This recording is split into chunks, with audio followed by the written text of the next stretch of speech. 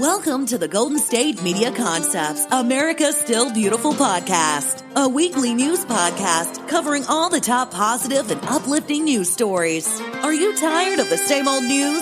Are you sick of the seemingly endless political spin and negativity? We cover stories that will inspire, uplift, and remind you of the good in the world. Tune into the Golden State Media Concepts, America's Still Beautiful podcast to get all the great and positive news stories of today.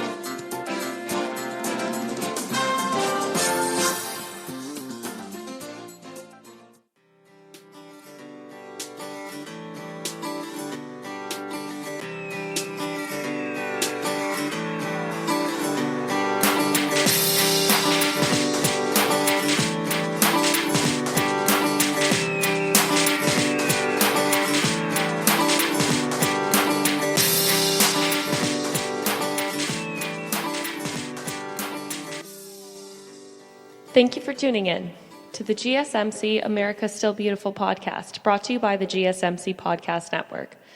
I'm your host, Emily Ferrier, here to bring you some uplifting stories in these trying times. For our first story, several generations of young Americans, the idea of a milkman is completely foreign as a concept. But if you lived in the 40s, 50s, and 60s, and you were in the middle class, you likely had a delivery truck dropping off fresh bottles of milk on your front porch, and you would leave the empties outside to be picked up. It was very convenient, and better yet, no waste generated in the process. With tons of plastic containers overrunning landfills, the innovative partnership of consumer brands emerging, the milkman idea of circulating containers is making a comeback. Loop, launched in Paris and New York 1 year ago, is a company that ships to customers their favorite products packaged in reusable stainless steel or glass containers to be collected later for cleaning and refilling, just like your grandfather's milk. This episode is going to be all about the environment. We're going to be tackling things from renewable resources to carbon footprints and products and companies that are helping our country and the rest of the world to slow down on climate change. So Loop quickly expanding their operation to cover much of the U.S. Mid-Atlantic region, and this month, Loop will be bringing their pioneering business model to the UK, a move they hope will make the biggest eliminator in single-use plastics the global grocery market. They also announced plans to expand soon into Canada, Germany, and Japan. Loop teamed up with some of the biggest consumer industry giants to create eco versions of hundreds of popular products like Tropicana, Haagen-Dazs, or Hellmann's mayonnaise. The cleaning products like Tide and Clorox wipes, and the skin and hair care essentials like deodorants from companies like Dove, Pantene, L'Oreal, and Crest. Procter & Gamble, Loop's biggest partner, which owns a 2% stake in the enterprise, tapped into 10 of its most iconic brands as part of the Loop 2019 launch, including Ariel, Cascade, Crest, Febreze, Gillette, Pantene, Pampers, and Tide, according to Green Bits. Stateside, the refillable products are available at Kroger, Walgreens. In addition to the online Loop store, they cost nearly the same as their plastic counterparts, except for the cost of a deposit. Founded by the brilliant recycling company TerraCycle, Loop plans to expand across the U.S. this year, where more consumers in specific zip codes can place empties inside Loop's insulated zipper tote on the doorstep to be picked up, washed, and reused. In France, where Loop has already partnered with Carrefour, one of the largest grocery chains in Europe, consumers pay a small deposit on items purchased. In cases where the packages aren't returned later, this includes small bottles where the deposit might only be a few cents, or large tubs that might contain laundry soap or paper towels. When asked about the hefty carbon footprint of shipping products all over the country and then shipping them back for washing and refilling, Loop's founder, the mastermind of TerraCycle, Tom Sansky, explained that if you add up all the energy and shipping it takes to create and distribute plastic, the carbon footprint is cut in half. Plus, you're digging up the actual root of the plastic problem, so it can be eliminated. Furthermore, as drone delivery technology becomes more and more feasible in major cities, delivery will become much cheaper and more energy efficient. Companies like DHL, UPS, Amazon, Google, Domino's, Rakuten, and 7-Eleven have all used drone delivering technology.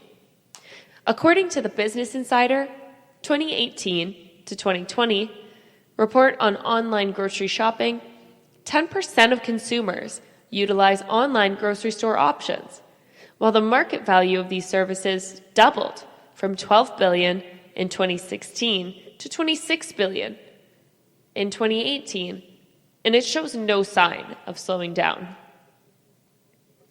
It's possible that in the next 10 years, thanks to companies like Loop, all the benefits of the friendly neighborhood milkman will be resurrected to create a healthier planet for us all.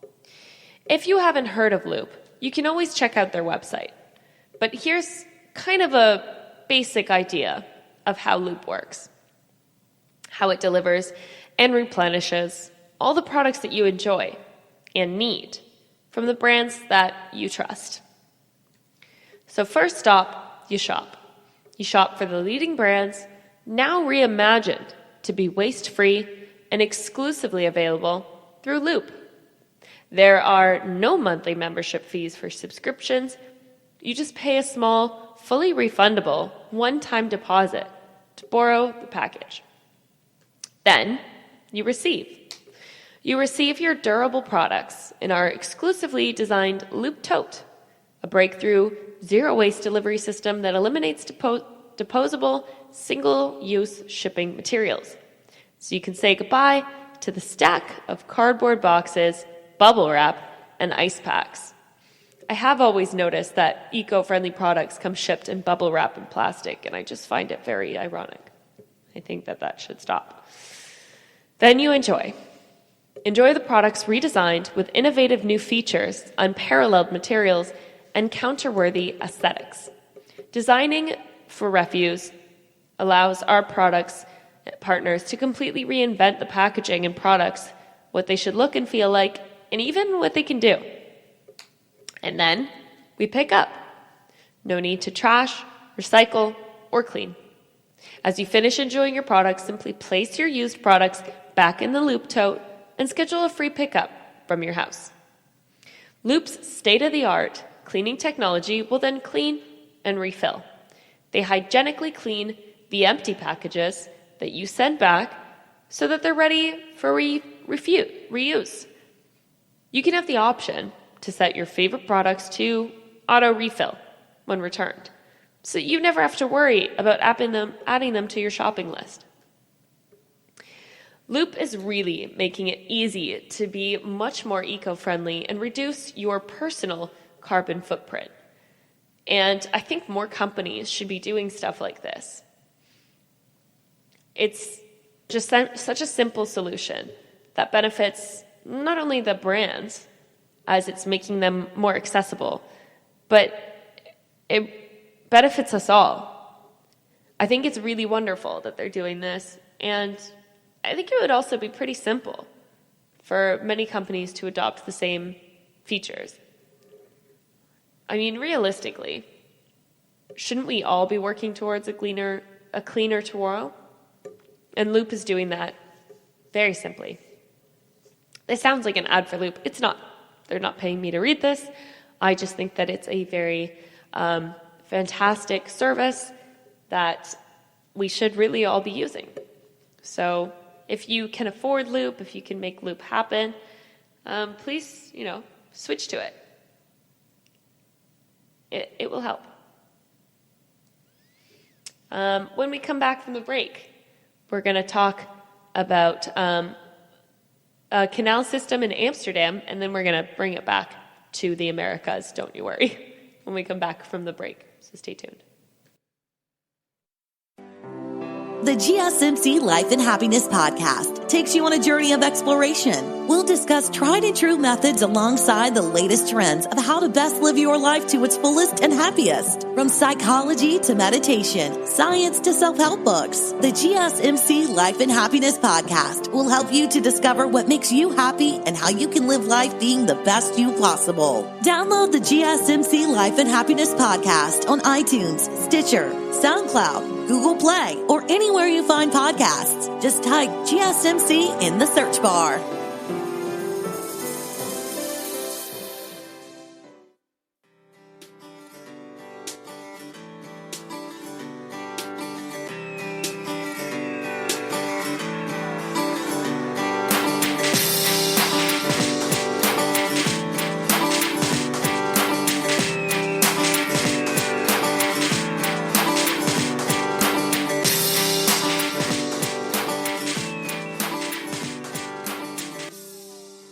Welcome back. When we left off from the break, we were talking about Loop, the sustainable delivery service that's helping reduce carbon footprints for delivery services, as well as plastic reduction, because everything is delivered in a eco-friendly package that is reusable and cleanable. And now that we're back, the buzz and rumble of boats passing through Amsterdam's famous canal system is one of the most iconic traits of the Dutch city. However, newly elected Green Party mayor is pushing to transform the second most popular form of transportation in the city to an all-electric powered force for a cleaner Amsterdam. Soon, the sound of diesel-powered boat engines could be consigned to history, since the city is now planning to ban the diesel engine before 2025. An innovative young man from Cameroon has been cleaning its pollution in the city by turning plastic bottles to boats. Ismail Esame Ebene was first inspired to build his eco-boots as a student back in 2011. He's taken a shelter from a thunderstorm blowing through his neighborhood when he saw several plastic bottles floating by on some passing floodwaters.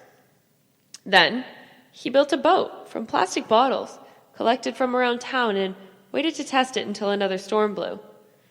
To the astonishment of the fishermen watching from the shore, Ebene's boat worked like a dream. So, there's another use for plastics. He then invested his money into launching a nonprofit, Madiba and Nature, a charity dedicated to collecting plastic waste from around the region and turning it into boats for ecotourism and fishermen in need. Thanks to the success of his venture, the Cameroonian organization recently installed the nation's first ever eco-bin for collecting, sorting, and recycling waste materials. The eco-bin makes it easier to collect plastic bottles in a smart way and avoid polluting rivers and the ocean, Kribi, and Dula. From plastic waste to eco-boat and eco-bin, the revolution is on its way. The city's commercial fleet is already close to achieving its goal, since 75% of the city's 550 commercial vessels are already meeting to plan emissions-free regulation, according to Reuters. The news outlet goes to say that contractors are expecting to install 100 more boat charging stations by the end of 2021. And furthermore, Schoon Energy will be launching a floating charging station this week to help with grid balancing. There are still several thousand recreational vessels that are still in need of emission-free upgrades. This canal's infrastructure expected to quicken the city's transaction to cleaner waterways. And our final story in this segment, this trailblazing Canadian company is building a new standard for sustainability since they started recycling the bulk of their municipal plastic waste into lumber. Roughly 80% of the plastic recyclables collected throughout Halifax, Nova Scotia, are now being processed by Goodwood Plastic Products so they can be turned into building blocks. The plastic lumber can be drilled, nailed, glued, and handled the same way as wooden lumber, but without any of the same deterioration.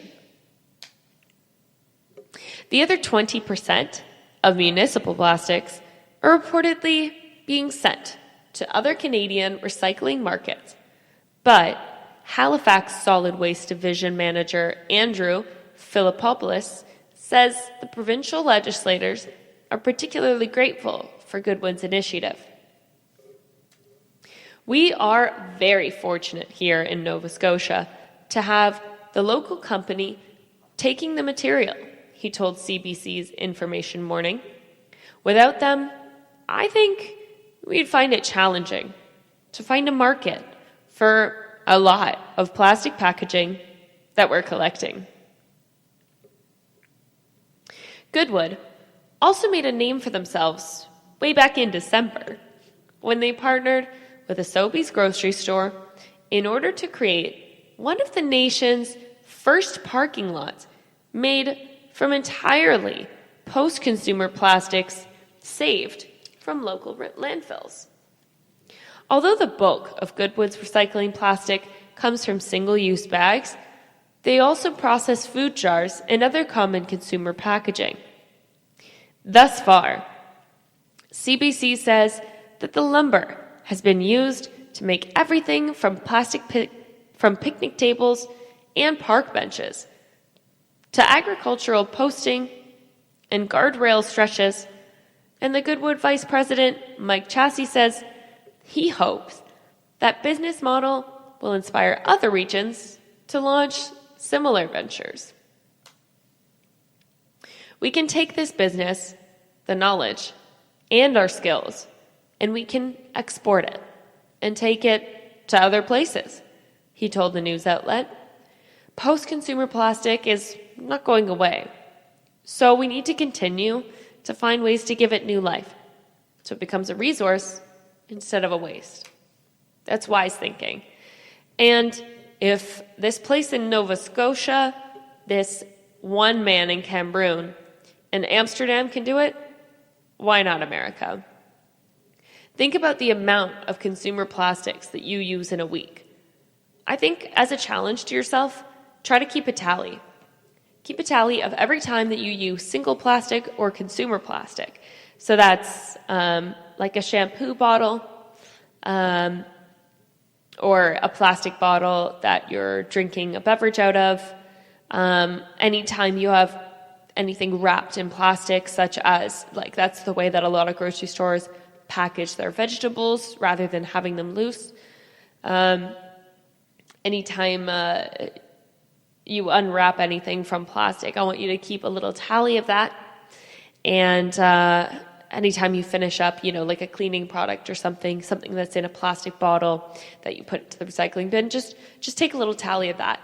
And imagine if we were able to recycle those things into more useful products, how much that would save on a carbon footprint that you have personally. It would probably save a lot. You'd probably be shocked by the amount of plastic that you use. So wouldn't it be great if we could take those products that we use every day and, like lots of products that we use week to week or month to month, like think about if we could make those into, boats or a parking lot or other very useful things. It's pretty incredible what we're able to do nowadays. Plastic is manufactured. So it can certainly be remanufactured into other things, right? I think that only makes sense to me. Just keep a tally this week. It might be a good little challenge to yourself, just to learn how often you use either single-use plastics or plastic consumers products, just to see what that's like for you and maybe how it could be improved or what you think you could do with it when they're done. So, just think about that. And when we come back from the break, we are going to talk about David Solomon. And if you don't know who that is, then you're going to have to wait for the break to finish so you can find out. This is your ultimate stop for everything sports. The Golden State Media Concepts Sports Podcast. Should I say more? From the NFL, MLB, the NBA to MMA, it's all in here. The Golden State Media Concepts Sports Podcast. Listen now.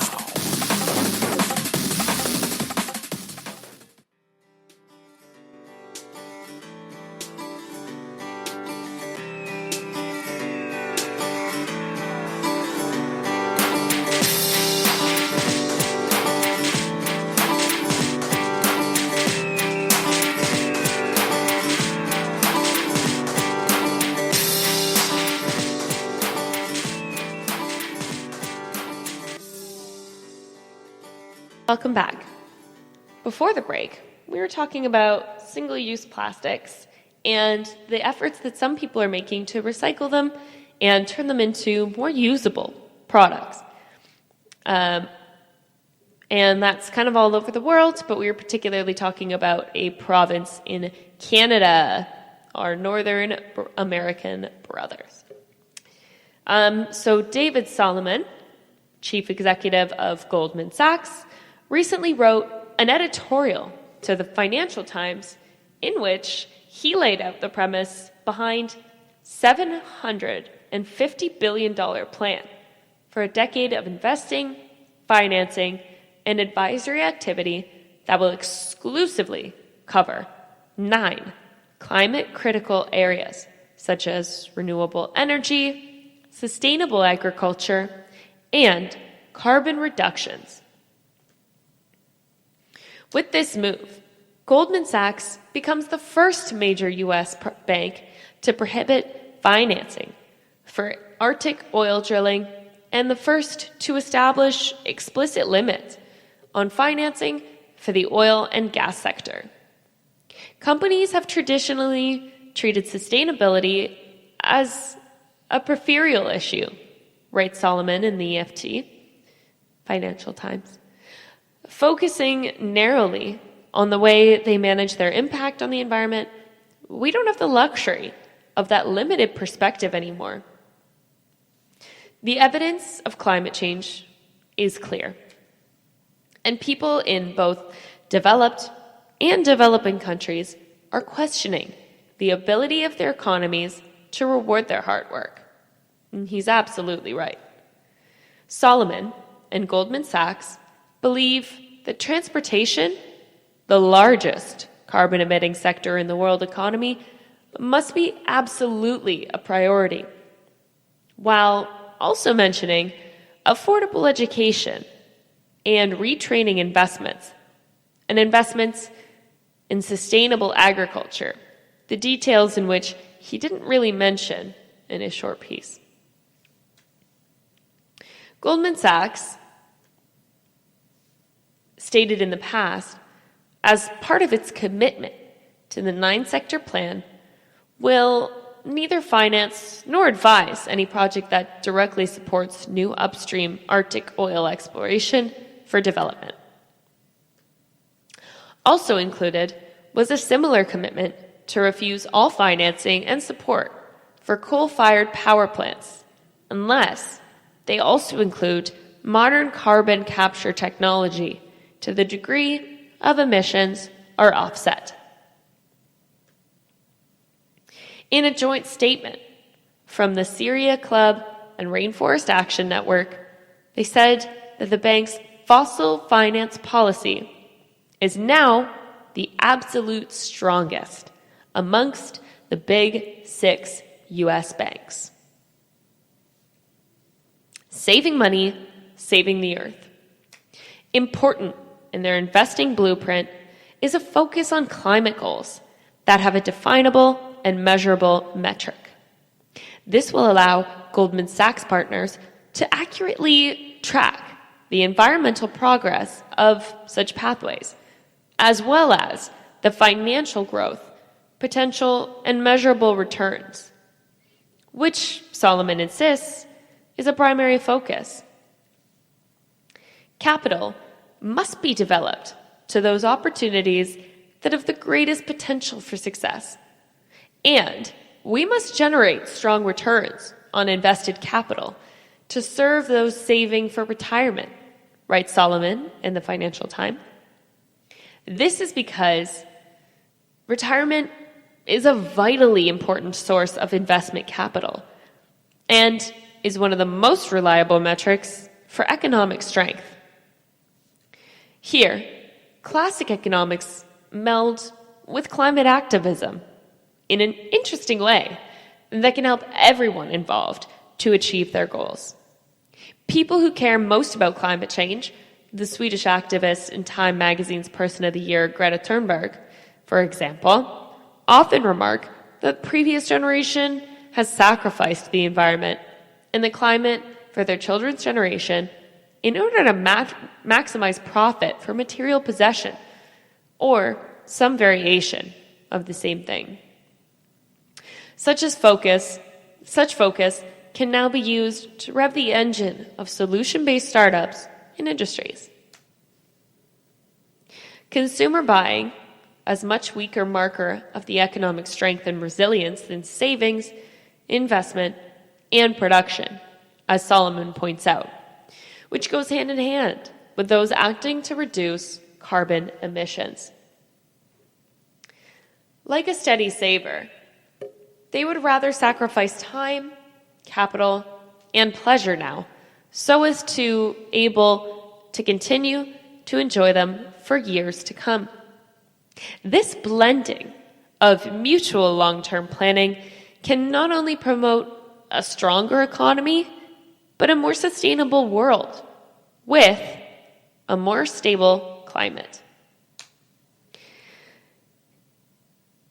In a demonstration of solidarity with the environment of the planet, the CEO of the Aldi grocery chain sent a strongly worded letter to suppliers informing them that anyone looking to sell Aldi merchandise in their products must be 100% recyclable, compostable, or reusable by 2025. This extends to their corporate responsibility pledge of 2018, which vowed that all Aldi branded items must come in the same sustainable packaging by 2022. Only 2 years left for that. CEO Giles Hurley says, now 2,700 tons of plastic and 3,700 tons of non-recycled material have been saved already since 2018, but much more is needed. He adds the moves to sustainability is non-negotiable and that buying decisions moving forward will be based on supply partners' ability to lead and adapt in this area. The letter continues, followed recipient of this letter, your Aldi buying director will contact you directly to discuss the tangible actions that you will take. Actively explore all opportunities to develop more innovative packaging solutions and deliver our packaging commitments. Aldi is further committing time and resources by tackling unsustainability of the grocery store packaging by preparing to join ranks of grocery store chains that offer a reuse and refill scheme that will allow customers to return to Aldi with containers previously purchased and refill them from dispensers. Another area of Aldi operations is getting a makeover in the plastic bag situation. Already eliminated single-use plastic bags with reusable produce bags offered in 250 stores, but they are now preparing to make the switch to this model in all 870 locations worldwide. Continually pushing his own operations and those suppliers, a letter stated that improved cardboard sleeves for packaging of tuna cans were a great start, but they wanted to work with you as a trial alternative materials, innovative new packaging solutions, and crucially, be open-minded to all options. I look forward to seeing the progress that we can achieve together in this business-critical area. When we come back from the break, we're going to talk about carbon emissions and the recent stats on that. So don't go anywhere. When we come back, we'll talk. Want to find out what movies to go see? Then check out the GSMC Movie Podcast. It's your ticket to the latest movies, whether it's a new blockbuster event, romantic, comedy, or action flick. This show has got it all covered. They talk some what to go see now. Don't bother. What's hot on Netflix and everything in between. That's gsmcpodcast.com/movie-podcast. When it's all about the movies, it has to be this new show. Don't forget to like them on Facebook and follow them on Twitter. Visit gsmcpodcast.com for more info.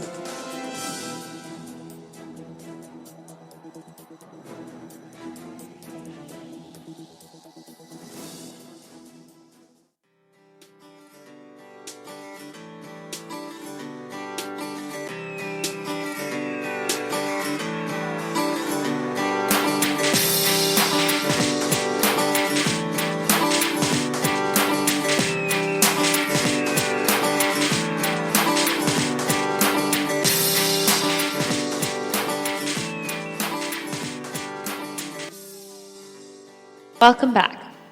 Before the break, we were talking about certain companies and banks' commitment to the environment and what they're doing to change that.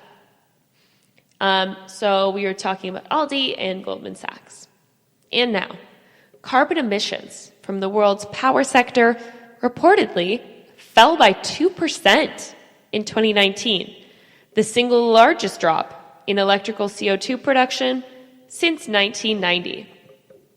According to new reports from environmental think tank Ember, the historic deadline of CO2 emissions was largely caused by Europe and the US, shifting away from coal, resulting in a global 3% decline in coal-fired power generation, which is also the largest drop in 30 years. Coal usage in Europe declined by 24%, in favor of wind and solar power, while coal declined in the U.S. by 16% in favor of natural gas. Collectively, this means that Europe's coal usage has almost halved by 43% in 2007. The global decline of coal and power sector emissions is good news for the climate, but governments still have to dramatically accelerate the electricity transition so that global coal generation collapses throughout the 2020s, says Ember electrical analyst Dave Jones.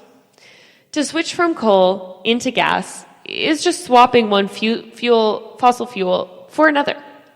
The cheapest and quickest way to end coal generation through rapid rollouts of wind and solar. In this year's edition of Ember's annual emissions report, uses data representing electrical generation and demand across 217 countries, covering 85% of the world's electricity population. The full report is free for public access. The report's key findings go on to say wind and solar generation rose by 15% in 2019. Generating 8% of the world's electricity. Compound growth rates of 15% of the wind and solar generation is needed in every year to meet the Paris Climate Agreement. This was achieved in 2019, and lower prices provide hope that it can be sustained. However, maintaining this high growth rate as volumes scale up will require the concerted effort from all regions. This report goes hand in hand with research published by the International Energy Agency last month, outlining how global CO2 emissions have actually defied expectations by plateauing in 2019, thanks to a rise in renewable power sources and declining coal usage. The United States is recorded as the largest emissions decline on the country basis, with a fall of 140 million tons, or 2.9%. U.S. emissions are now down by almost 1 gigaton, from their peak in 2000. Emissions in the European Union fell by 160 million tons, or 5%, in 2019, driven by reductions by the power sector. Natural gas produced more electricity than coal for the first time ever, meanwhile, wind-powered electricity nearly caught up with the coal-fired electricity. Japan's emissions fell by 45 million tons, or around 4%, the fastest pace of decline since 2009, as output from recently restarted nuclear reactors increased. In other news, a puffy pink seaweed that can stop cows from burping out methane is being primed for mass farming by Australian researchers. The particular seaweed species, the Aspergopus, grows proficiently off the Queensland coast and was the only seaweed found to have an effect on a study that was 5 years ago by Cicero. Even a small amount of seaweed in a cow's diet was shown to reduce the animal's gases by 99%. Associate Professor Nick Paul, who was actually the leader of the seaweed research group at the University of Sunshine Coast, USC, said that if Australia could grow enough seaweed for every cow in the nation, the country could cut its greenhouse emissions by 10%. Seaweed is something that cows are known to eat. They'll actually wander down to the beach and have a bit of a nibble, Dr. Paul said. When added to the cow feed, less than 2% of the dry matter, this particular seaweed completely knocks out the methane production. It contains chemicals that reduce the microbes in the cow's stomachs that cause them to burp when they eat grass. The USC team is working at the Barbie Island Research Center at Moreton Bay to learn more about how to grow the seaweed species with the goal of informing a scale-up production that could supplement cow feed from national or even global scales. That could supplement cow feed of the national and global scale. The seaweed has caused a lot of global interest, and people around the world are making sure that cows are healthy, the beef and milk are good quality. Dr. Paul said, and that's all happening right now. But one thing is missing. The big thing is going to be to make sure that this works at a global scale. Make sure that we can produce the seaweed sustainably. If we are able to work out how to scale up the seaweed to such a level that can feed all of the cows and sheep and goats around the world, then it's going to have a huge impact on the climate. It's going to address a whole lot of carbon neutral agendas that different countries have, and it's ultimately going to save us billions of dollars, he concluded. So if you're not a person that's convinced by the environmental impact arguments, think about the economics of the situation. Think about how much money would be saved if we didn't have to put so much of our money and government resources into green initiatives. And we wouldn't need to put them into green initiatives as much if these things were able to come to fruition and we were just able to buy seaweed to feed the cows. That would go into the agricultural budget, and the whole thing sounds pretty sustainable and incredible to me. So good on you, Australia, and get some of that seaweed over here. You got a lot of cows over here, too. That's a pretty incredible discovery, and I wonder how it happened. I wonder who tried that out for the first time and thought, let's just see what happens to the methane emissions if we just give this pink seaweed, which I imagine is the same pink seaweed or algae substance that flamingos eat, which turn their feathers pink. Did you know that? Little fun fact. So yeah, this is very incredible. This is huge and very exciting. And when we come back, because we need to take a break, when we come back, we're going to be talking all about Tesla and the new things happening there and the huge feat that they've been they've been making for reduction of carbon emissions as well. So we're going to talk Tesla when we come back. Pets bring such joy to our lives, and the GSMC Pets podcast is here to share in that joy. We'll tell stories of pets finding their forever homes, acting in unexpected ways, being helpful, or just being silly. Whether you love dogs, cats, llamas, reptiles, fish, or you've never met an animal you didn't like, the GSMC Pets podcast is for you.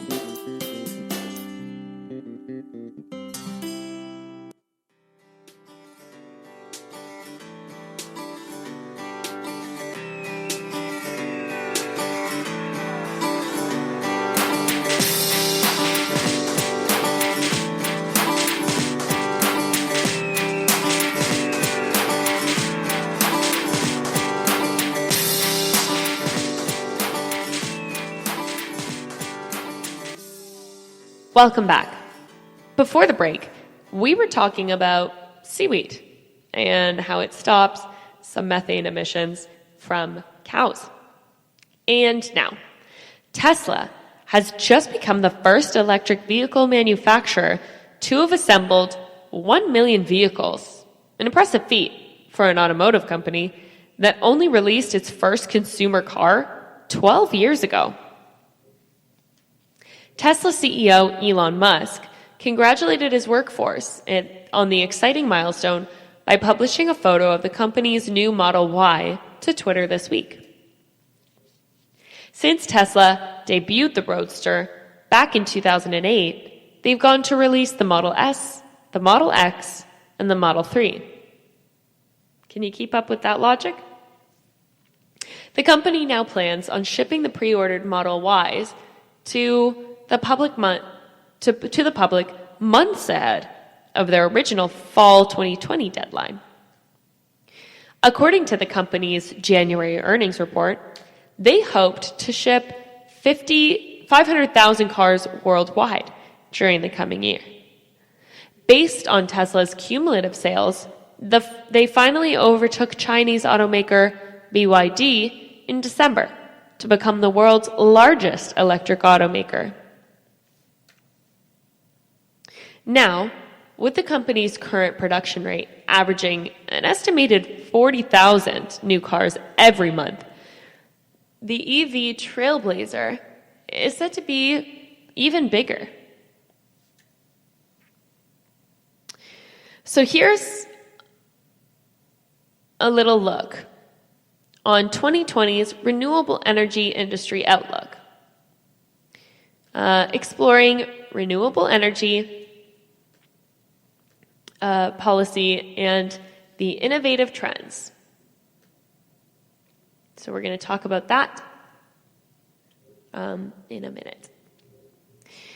The renewable energy industry is primed to enter a new phase of growth driven largely by increasing customer demand, cost competitiveness, and innovation and collaboration.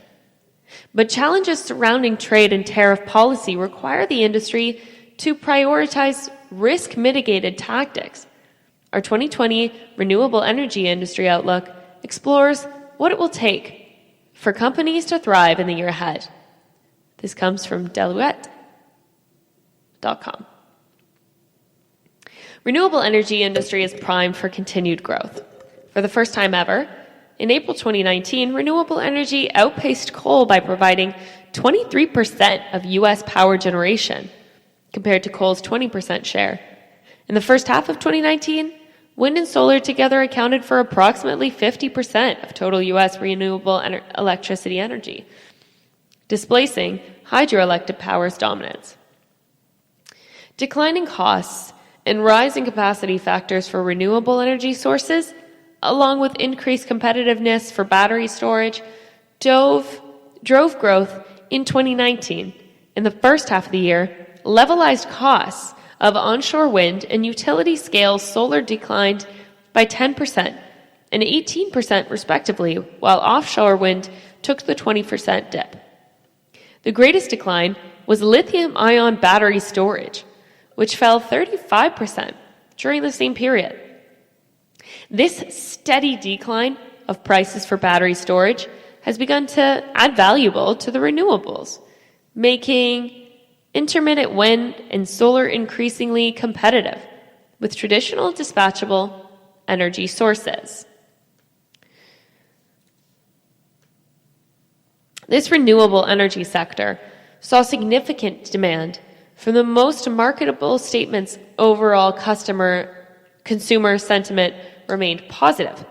Renewable energy consumption by residential and commercial consumers increased 6% and 5% respectively, while industrial consumption declined slightly by 3% through June 2019 compared with the previous year. In 2018, U.S. corporate renewable energy contracts once again hit new low levels as corporations signed power purchases, PPAs, for 5.9 gigawatts of renewable energy in the first half of 2019. The prospects for short-term solar and wind energy growth appears favorable, with about 96.6% of new generation capacity additions expected to come from these two resources in 2020, this year.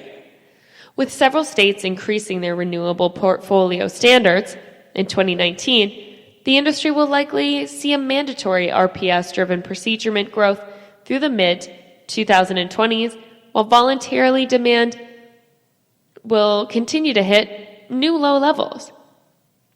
As of late 2019, at least 10 utilities have announced 100% of decarbonization goals, and we'll be watching for that list to grow in 2020. Moving into 2020, companies in the renewable energy industry should be mindful of a few caveats that could impact renewable energy growth. Under current policy, eligibility for the production tax credit for new wind built expires, and the solar investment tax credit step down starts in 2020, both of which have been key drivers for the wind and solar growth in the U.S. renewable energy market. While the wind industry did not request an extension of PTC before it expires next year, it has requested the solar energy's ITC to be extended to wind projects. The solar industry, however, did request an ITC extension. In July, both houses of Congress introduced legislation to extend the solar ITC for 5 years until its 30% value. We'll be watching to see if it becomes law by the year end, taken again in 2020, and whether wind will be included. For sectors that have worked together towards cleaner energy mix, taking separate paths will create new industry dynamics. We'll also be watching U.S. tariff policies through 2020. Solar developers are optimistic, since imported panel costs have fallen rapidly, are likely to offset the impact of the tariffs from 2019.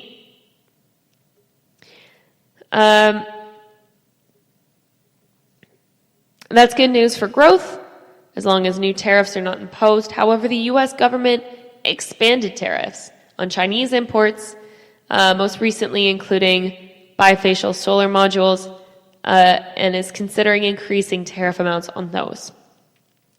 However, the results from last year tend to be overwhelmingly positive, and we're looking pretty good for sustainable resources in our future. So when we come back from the break, we're going to talk about the good news in history. So stay tuned. The GSMC Life and Happiness Podcast takes you on a journey of exploration. We'll discuss tried and true methods alongside the latest trends of how to best live your life to its fullest and happiest. From psychology to meditation, science to self-help books, the GSMC Life and Happiness Podcast will help you to discover what makes you happy and how you can live life being the best you possible. Download the GSMC Life and Happiness Podcast on iTunes, Stitcher, SoundCloud, Google Play, or anywhere you find podcasts. Just type GSMC in the search bar. 1, 2, 3,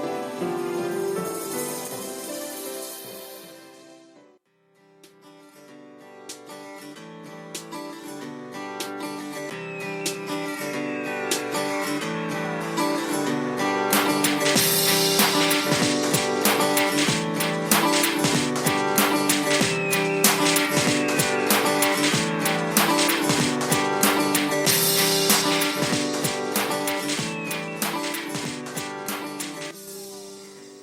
Hi, and welcome back for our final segment. As we usually do, we're going to talk about the good news on today's history. Now, I'm recording this a little bit ahead of when you're listening to it, which will likely be on the 13th of March, Friday the 13th. I'm actually recording it on the 11th, so we're going to talk about the good news on the 11th. Today's history, March 11th in history. 50 years ago today, the first album by Crosby, Stills, Nash, and Young was released. Deja Vu hit number 1 and generated 3 top 40 singles: Our House, Teach Your Children, and Woodstock. It was the band's first LP as a quartet with Neil Young, and was produced by all 4 members with meticulous attention to detail. Rolling Stones magazine ranked it number 148 on the 500 greatest albums of all time. It was certified 7 times platinum with over 8 million copies sold and spent 88 weeks on the Billboard chart. It remains the highest selling album of each member's career to date in 1970. So some more good news on today's date. Henry Jones of Britain invented self-rising flour, which many of you have probably used in baking. And that was invented in 1845. Although the U.S. Congress was against entering World War II, President Franklin Roosevelt signed the Lend-Lease Act, which allowed war supplies, food, and oil to be shipped to the Allies on loan more than $50 billion worth, and was delivered in 1941, a year before the U.S. entered the efforts. 30 years ago today, Lithuania declared independence from the Soviet Union in 1990. And on today's date in 1997, if you are like me, you fully remember this day as a fan of the Beatles, Paul McCartney was knighted by Queen Elizabeth for being the most successful musician and composer in popular music history, with 60 gold discs and 100 million singles to date, including the most covered song in absolute history, Yesterday, which has nearly 4,000 artists recording it so far. And the International Criminal Court was founded by Hague in 2003. And in today's date, in 2006, the first female president of Chile, Michelle Bachelet, was inaugurated. Maybe one day we'll have one. And on this day in 1985, Mikhail Gorbachev became the leader of the Soviet Union.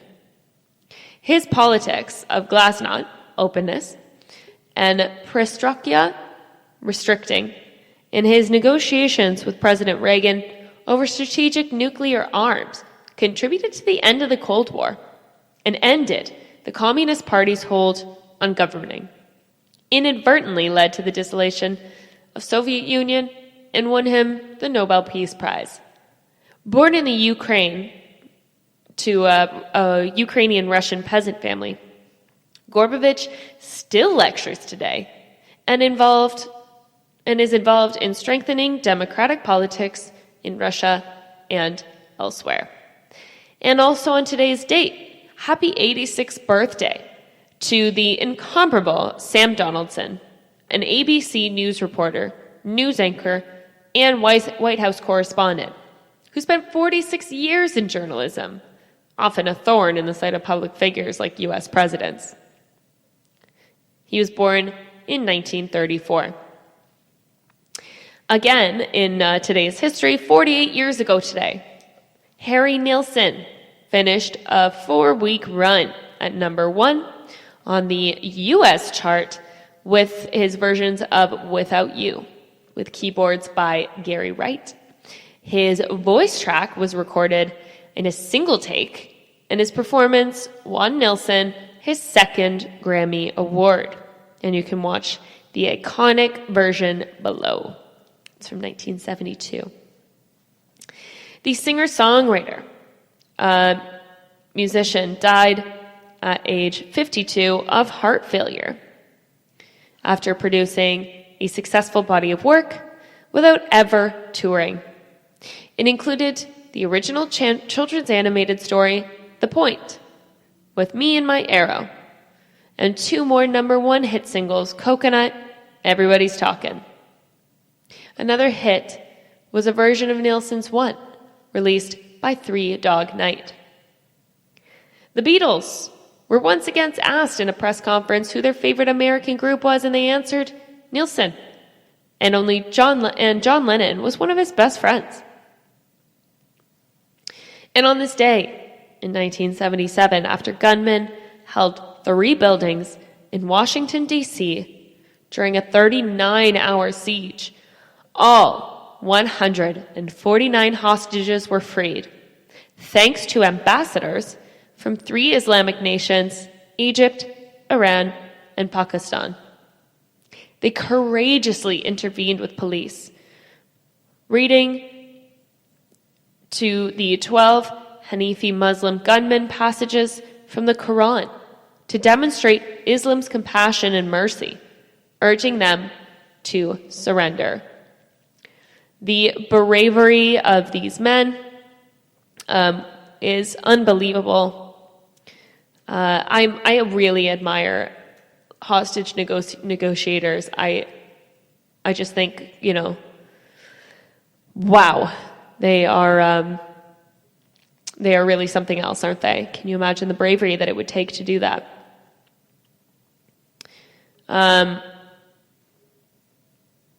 So we celebrate that 40 years later, and it's pretty incredible. So for those of you who don't know about the siege, it occurred March 9th to 11th, 1977. The building was seized by 12 gunmen. They took 149 hostages, and after a 39-hour standoff, they surrendered, and all of the hostages were released. So this is a pretty incredible happy ending story, and wouldn't have been possible without the bravery of those men 40 years ago, talking down the hostages and knowing the correct way to do so. So that was a really incredible effort on behalf of those men. So this was sort of unrelated to the rest of the pod, but I think it's pretty important to reflect on our history and see what has happened in our past. That's it for today. We talked a lot about the environment, and I hope that at least some of it was useful and helpful, and maybe has inspired some of you to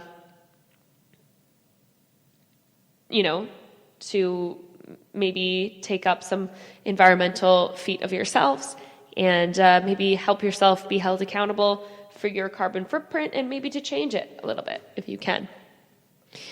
So that's it for me. Thank you so much. As always, I thank you for listening to the GSMC America Still Beautiful podcast, brought to you by the GSMC Podcast Network.